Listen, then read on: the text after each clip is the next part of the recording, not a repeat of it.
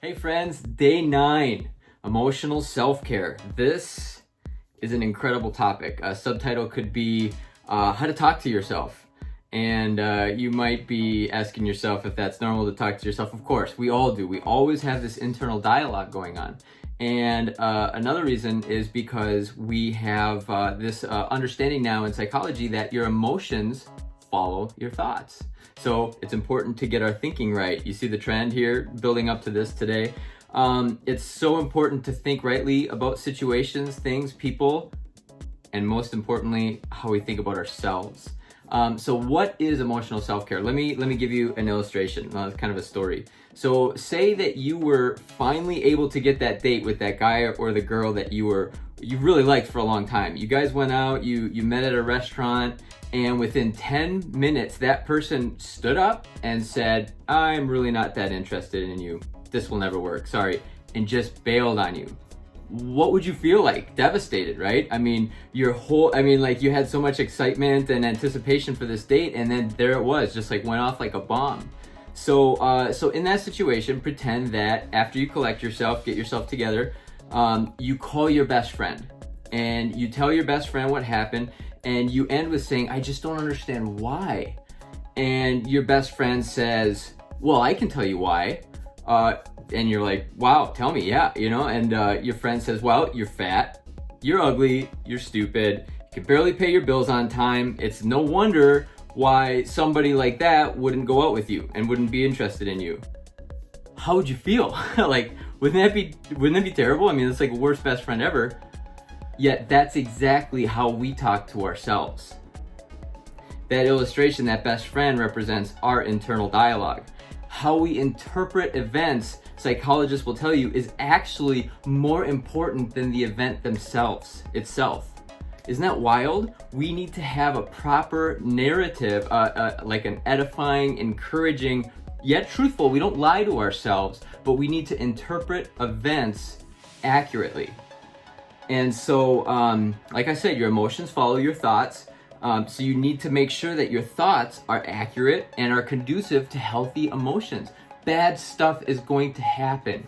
We need to see them accurately. Think of this filter that, like, basically it takes in all of life. All your life experiences come in and have to go through this filter. Think of it like the lens of a glasses, whatever, like if you have blue tinted lenses on your glasses, you're gonna see the whole world in blue. Everything you take in is gonna be through that lens of blue. Well, your emotional filter is the exact same way. If you have a negative opinion of yourself or this narrative of yourself that you're a loser, you're dumb, you're stupid, everything you interpret in life is going to go through that filter and be changed by whatever is there. So we want to get that filter right, So what we need to do is we need to control our inner dialogue. We need to understand that we're talking to ourselves all the time.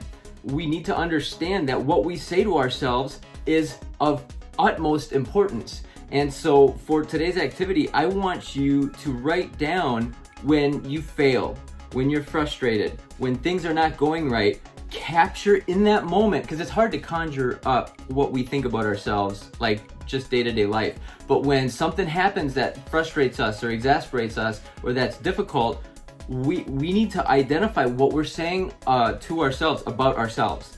You feel me? So it's a fascinating concept.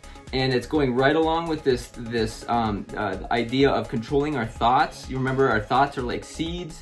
Our brain is impartial. It just leads us whatever direction we guide it. It is so important that we have a healthy self-image, and that when we fail or when something bad happens to us, we interpret it in a way that's not going to drag us down. Last thing here, I got the analogy about the best friend in the restaurant with the guy leaving or the gal leaving and calling your best friend from Guy Winch. I'll put the link or his name in the YouTube. You could do a search, but there are 2 videos I highly, highly, highly recommend for emotional self-care. And the one is called Emotional First Aid by Guy Winch. And then the second one is How to Fix a Broken Heart by Guy Winch. And they are fascinating topics, you guys. For anybody that's ever gone through a tough situation, a breakup, has dealt with a broken heart, you need to watch the video. He has forgotten more than I know on this topic.